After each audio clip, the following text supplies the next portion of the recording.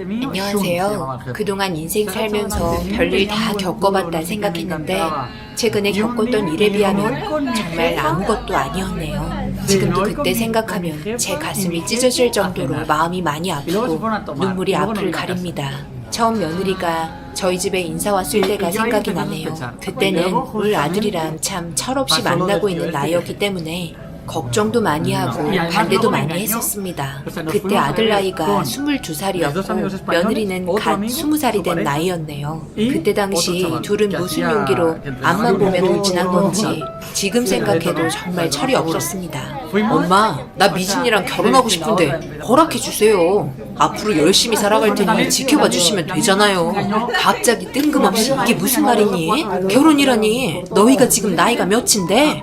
그렇게 급하게 생각할 필요 없고 어느 정도 자리도 좀 잡고 번듯한 직장 다니면서 돈도 모아야 하고 그냥 말하는 대로 쉽게 결정할 수 있는 문제가 아니야.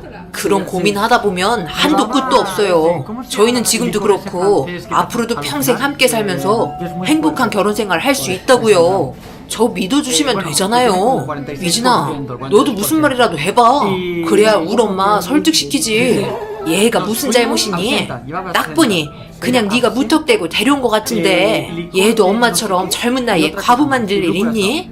앞날 아무도 모르는 건데 네가 얘 책임진다고 결혼시켰다가 무슨 일이라도 생기면 그때는 어쩌려고. 지금 너 아파트 막노동하고 있잖니. 자격증이라도 따서 안정된 직장 다니고 자리 잡히면 결혼 허락해 줄 테니 그때 다시 이야기하는 걸로 하자. 철없이 무턱대고 행동하려고 하는 아들을 뭘 믿고 그렇게 좋다고 따라다닌 건지 미진이는 아무 말 없이 고개만 떨구고 있었습니다. 아들은 난리를 치며 대자로 누워서는 결혼 안 시켜주면 다시는 집에 안 들어오겠다고 협박까지 하고 있는데 그 순간 저도 너무 화가 나 언성이 높아지기 시작했습니다. 미진이한테 뭐라고 하면서 너희 부모는 이 상황 알고 있냐고 말하니 아무 말 없이 고개만 떨구고 있길래 너무 답답해 뭐라고 대답 좀 해보라고 야단을 치니 그제서야 저를 보며 자기는 부모님이 없다며 지금까지 혼자였다고 제 아들과 자리 잡고 안정된 가정 꾸리고 싶다면서 저에게 진실된 눈빛을 보내오고 있었습니다. 생각지도 못한 말들을 듣게 된 저는 순간 말문이 막히면서 그냥 멍하니 쳐다볼 수밖에 없었네요. 일단 생각 좀 천천히 해보자고 며칠의 시간을 달라고 말하면서 진정시켰습니다. 제 아들이 워낙 철이 없고 그냥 막 질러버리는 스타일이라 이번에도 생각 없이 그냥 뱉는 말인 줄 알았는데 서로 연애 기간이 꽤 오래 지속이 되었고 그렇게 결국 저를 설득시키고 말았네요. 소박한 결혼식이 진행이 되면서 그저 좋은 삶을 살기를 바랄 뿐 다른 거 원하는 건 없었습니다. 아들은 함께 살고 싶어 했지만 집만 될 뿐 신혼생활 방해하고 싶지 않아 그래도 둘이 일해서 벌은 얼마 되지 않은 돈이랑 아들 결혼할 때 주려고 모아둔 돈으로 투룸 하나 얻어줬네요. 거의 찾아가지도 않았습니다. 집에서 20분 정도 되는 거리였는데 저에게 오지 않는 이상 가지 않았습니다. 그렇게 둘은 제가 생각했던 거와 달리 정말 열심히 살면서 가정을 꾸려나갔고 10년 동안 자리 잡기 위해서 앞만 보며 달렸네요. 그렇게 투룸에서 시작을 했던 삶이 아파트 30평 전세로 들어가게 되었습니다. 너무 뿌듯했고 그런 모습들이 자랑스러웠네요. 아들과 며느리는 아파트로 이사하기 전까지 아이 가질 생각은 전혀 하지 않았는데 아파트로 이사 후 임신 소식을 듣게 되었고 이쁜 딸을 출산 후 저는 며느리 집에서 한동안 산후조리를 해줬고 어린이집 보낼 나이가 되면서 자연스럽게 저는 다시 집으로 들어와 며느리 집을 왔다 갔다 하면서 조금씩 도움을 주었습니다. 바로 맞벌이를 했기 때문에 제가 어린이집에서 아이를 데리고 며느리 집에 바래다 줬고 저녁까지 준비해서 함께 먹은 다음 저는 다시 집으로 들어갔네요. 이런 시간들이 반복되는 삶에 잘 살아가는 모습들을 보며 행복했는데 갑작스럽게 며느리가 일을 그만두게 되는 일이 발생이 되면서 집안 분위기는 점점 안 좋아지기 시작했습니다. 몸이 아파 어쩔 수 없는 건데 아들은 며느리가 일을 못한다는 이유 하나 때문에 엄청 예민하게 반응하기 시작했습니다. 그런 아들의 행동을 이해할 수 없었고 대화를 시도하려 했지만 아들은 저와의 대화를 회피하려고만 하자 며느리와 대화를 시도하면서 둘의 사이가 최근에 안 좋아진 이유를 물어보게 되었습니다. 요즘 네가 일을 그만두게 되면서 우리 아들이 저렇게 예민하게 바뀐 거니? 너희들 사이가 최근 들어 안 좋아진 것 같아 걱정이구나. 제가 몸이 안 좋아서 그런 건데요. 이해해요. 지금 대출금도 갚아야 하고 돈 나갈 때는 많은데 제가 갑자기 몸이 안 좋아지면서 혼자 버는 것만으로는 아무래도 버거우니까 정신적으로 힘들어서 더 그런 것 같아요. 빨리 수술받고 다시 일해야죠. 그런데 자궁종양 제거 수술이 그냥 단순한 게 아니잖니. 드러내야 한다고 했잖아. 그럼 너는 몸이 점점 안 좋아질 텐데 조금 덜 먹고 덜 쓰면 되는 거니까 아들이 버는 돈으로만 해결하는 게 좋을 것 같다. 모자라게 되는 건 내가 어떻게든 도와주면 되잖니. 며느리는 쓴 웃음을 지으면서 자기가 잘 해결하겠다며 수술을 하게 되었습니다. 그래도 젊어서 그런지 회복은 빨랐지만 좀처럼 예전만큼의 부부 사이가 아닌 건 확실하게 느껴졌고 제가 어느 시간에는 둘이서 싸우는 일도 많았던 것 같아 이대로는 두고 볼 수 없어서 아들을 집에 불러 단둘이 대화를 이어나가기 시작했습니다. 그리고 아들 입에서 나온 대화는 충격이었네요. 최근 들어 지금 너희 사이가 엄청 안 좋아진 거 내가 다 알고 있다. 도대체 잘 지내다가 왜 그런 거니? 그래도 며느리가 여태까지 너 하나 보고 지금까지 얼마나 성실하게 살아왔니?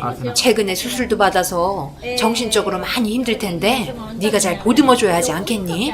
네가 집안의 가장이면 중심을 잘 잡고 행동하길 바란다. 엄마가 뭘 한다고 그래요? 이건 저희 둘의 문제라고요. 지금 얼마나 돈이 필요한 시점인데 몸이 저래서 저 혼자 일하잖아요. 그리고 지 몸 아파서 수술한 거지 내 몸 아파서 그런 거예요?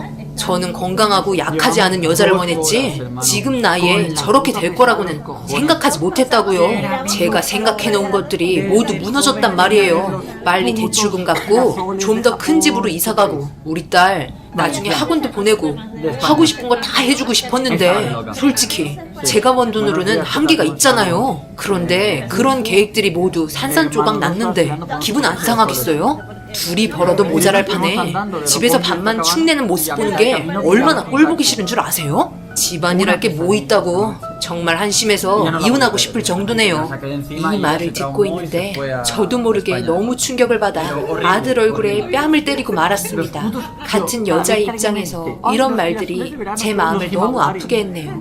처음 아들 얼굴에 손을 대버린 저는 몸이 덜덜 떨렸고 멍하니 바라보고 있던 아들은 고개를 돌린 채 더 이상 할 말이 없다면서 자리에 일어나 당분간 집에 오지 말라며 나가버렸습니다. 저런 생각을 가지고 있었던 아들에게 너무나 큰 실망을 하게 되었고 아마 제가 모르는 상처되는 상황들이 며느리에게 있을 것 같아 걱정되는 마음에 아들이 출근한 후 어린이집 보내고 집에 있을 시간에 찾아가 봤습니다. 그런데 제가 길 건너편에서 신호를 기다리고 있는데 며느리가 비싸 보이는 외제차에 올라타는 게 보였습니다. 처음 보는 사람이었고 며느리에게 90도로 인사를 하며 차문까지 열어준 걸 보면서 갑작스러운 상황을 보게 된 저는 당황스러워 멍하니 그 모습을 쳐다보기만 했네요. 다시 집에 들어와 온갖 생각에 빠진 상태에서 섣부르게 행동할 수 없을 것 같아 일단 다시 지켜보기로 했습니다.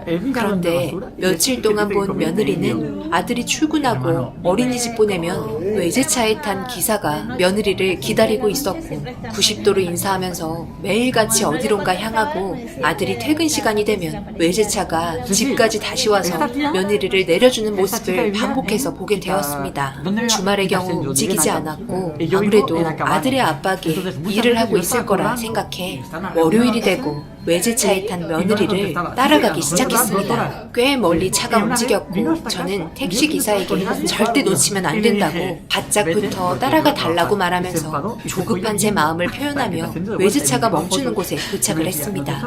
엄청나게 비싸 보이는 대저택 단지들 중 한 건물에 들어가는 모습을 보게 되었고 저녁 시간이 돼서야 걸어 나오는 걸 확인했습니다. 어김없이 외제차가 앞에서 기다리며 차 문을 열어주었고 며느리가 차 안에 타려고 하는데 뒤에서 어떤 남자가 며느리의 이름을 부르면서 다급하게 기다리라며 외치고 있었습니다. 그리고 대저택에서 나온 사람은 저와 나이가 비슷해 보이는 사람이었습니다. 흰색 봉투를 건네며 오늘도 수고했다고 용돈이라고 웃으며 하는 말에 고개를 숙이고 감사하다는 말을 하면서 외제차에 올라탔고 차는 출발했습니다. 이해되지 않는 상황을 보게 되자 어떤 식으로 며느리에게 말을 이어나가야 할지 너무 막막했습니다. 그렇게 매일같이 똑같은 패턴으로 움직이고 아들의 표정은 다시 밝아지기 시작했습니다. 제가 아들에게 요즘 기분 좋아 보인다고 말을 하자 아들은 며느리가 다시 일을 시작했는데 좋은 곳에 취직해서 자기보다 돈도 더 많이 벌고 있다며 저에게 용돈이라고 흰 돈봉투를 내밀었습니다. 그런데 그 돈봉투는 며느리가 의문의 남자에게 받은 봉투였고 그 안에 200만 원 정도 되는 금액이 들어있었습니다. 있을 때 아끼라며 다시 돌려줬고 아들은 웃으면서 외식하자며 비싼 소고기집으로 향했습니다. 오래간만에 함께하는 자리인데 며느리의 얼굴은 어둠으로 가득했습니다. 제가 조심스럽게 얼굴을 쳐다보자 어색하고 쓴웃음을 지으며 저를 바라보며 아무렇지도 않은 척 저에게 팔짱을 끼면서 모든 게 좋아질 거라고 행복해질 거라고 어떻게 이룬 가정인데 절대로 깰 수 없다며 자기 나름대로 최선을 다하고 있으니 걱정하지 말라는 말을 하면서 이제 그만 쫓아왔으면 좋겠다는 며느리의 말에 순간 심장이 쿵 내려앉았습니다.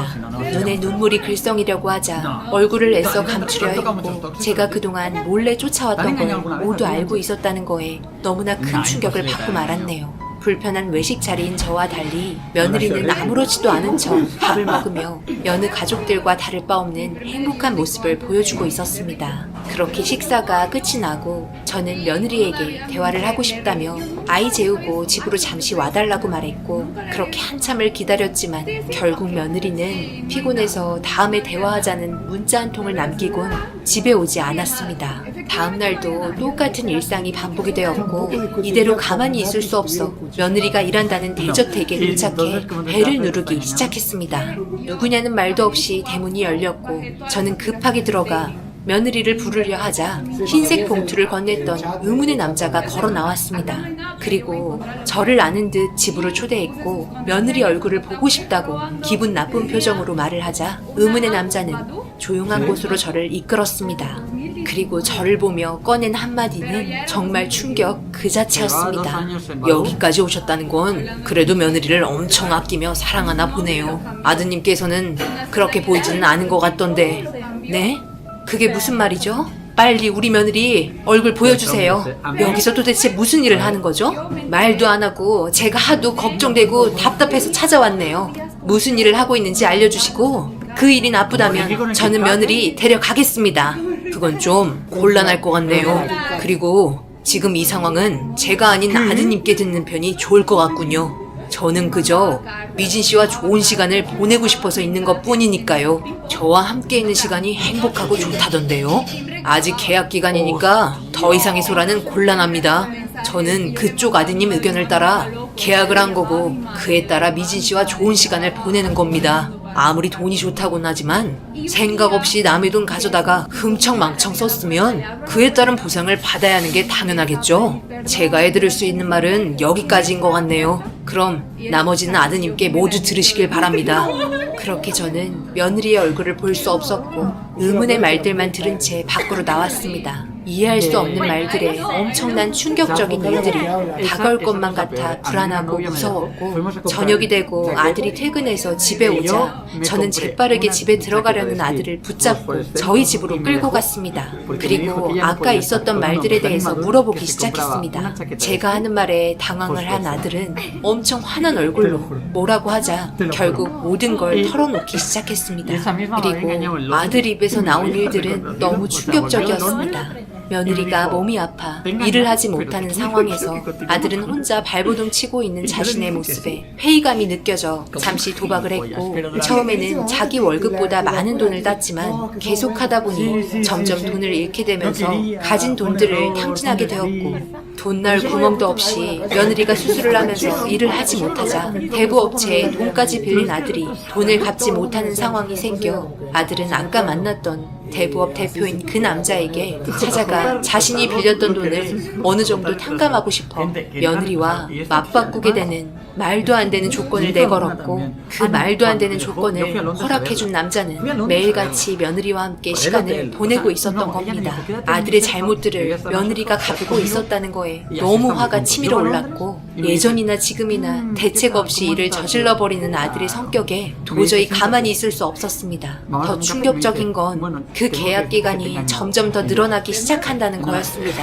며느리를 빌미로 아들은 돈을 계속해서 빌려 도박을 해왔고, 그저 가정을 지키고 싶었던 며느리는 혼자 모든 걸 감내하며 묵묵히 헤쳐나가고 있었네요. 저는 아들에게 아빠가 될 자격이 없다고 고래고래 소리쳤고, 빚을 탕감받을 수 있어서 웃고 있었다는 거에 너무 소름이 돋았었네요. 이런 상황을 만들어 너무 가슴이 아프고 미안해. 집에 달려가 며느리를 부르니 아이는 TV를 보고 있고, 불러도 인기척이 없길래 안방 문을 여는 순간 털썩 주저앉고 말았습니다. 아들의 생각 없는 행동들 때문에 그동안 참고 참았던 며느리는 결국 세상을 떠나고 말았습니다. 마지막 선택을 할 수밖에 없었다면, 이런 선택을 할 수밖에 없었던 자기 자신을 이해해달라는 말을 남긴 채 TV를 보고 있는 아이를 두고 먼저 떠나버렸습니다. 저는 땅을 치며 통곡했고, 결국 이런 상황까지 오게 된 아들의 무책임한 행동에 도저히 용서할 수 없었습니다. 그리고 발견된 안방 한편에 있었던 우울증 약들에 며느리의 상태가 얼마나 심각했었는지 알 수 있었고, 상황이 벌어지고 난 후 그제야 미안하다고 통곡하는 아들을 보곤 분노가 치밀어 사정없이 밀치고 말았습니다. 아들은 법적으로 처벌이 내려졌고, 우울증이 있었다는 상황 때문에 아들의 잘못과 함께 5년의 처벌이 이루어졌습니다. 지금은 저 혼자 아이를 키우며 주변의 도움을 받으며 살아가고 있네요. 앞으로 어떻게 살아가야 할지 정말 막막하기만 합니다. 모두 제 잘못이겠죠. 부모인 제가 잘못입니다. 이번에 아들이 출소하면 제발 정신 똑바로 차리고 평생 잘못을 뉘우치며 살아가길 바랄 뿐입니다. 미안하다. 지켜주지 못해서, 곁에 있어주지 못해서 정말 미안하다.